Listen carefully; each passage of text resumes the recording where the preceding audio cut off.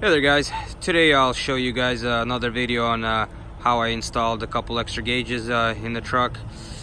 Don't forget to like, comment, subscribe, tell me what you guys think. I'll be posting a couple extra videos probably this or next week on how I'm piecing together a front air ride kit. Even though I already added my two gauges that I had missing, I'll still show you guys how to take this dash apart so you guys know. So what I like to do is grab a flathead and I just pry it alongside each right here. There's one clip here, here. There's just clips that go all the way around the whole bezel. The whole bezel pops out. So I pried most of it apart. I just like to go ahead, make sure most of the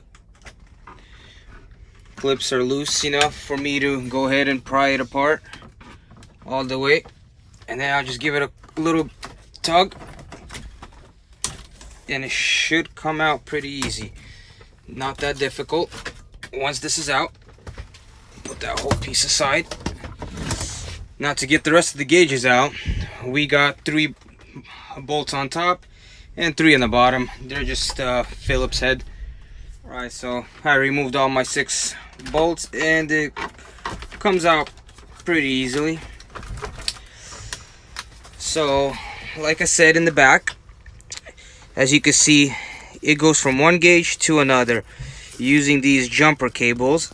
Here's the part number if you guys want to add a gauge. So for each gauge you add, you would want to buy one of these extra jumper cables. Here's the signal wire that goes from the ECU. It goes to the first gauge and that's about it. The rest of the gauges are all connected to each other just with these jumper cables. And to remove the gauge, I don't want to remove it because I got these chrome covers which I glued them on, but this just spins right off and the gauge pops right out through the front.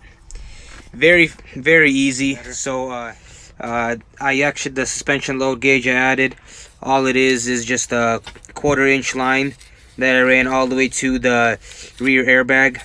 This 1/4 inch line. I hope that was helpful to anybody wanting to add some gauges to their Kenworth.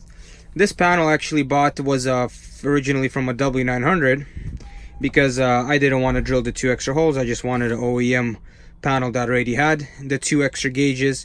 Here's an extra gauge I have laying around. Just wanted to show you guys both the connectors slots. They are exactly identical, so it does not matter from where you start, as long as one goes in and one comes out. So whichever gauge you have sitting next to it, you're gonna go from that gauge to this gauge, and then from this connector to the next gauge, and that's all it is. Very simple. So another thing I want to mention is it does not matter where you put the gauges, because the ECU, there's 4 wires that go from the ECU to the first gauge, and that's it. From there on, it just goes from gauge to gauge. So it does not matter if you want to swap your gauges around. I preferred my boost gauge on this side, so I actually moved it all the way from the other side to this side. My fuel filter was all the way on the other side and stuff like that. So I just put the gauges in the order I like it. So it does not matter the order or how they sit in there.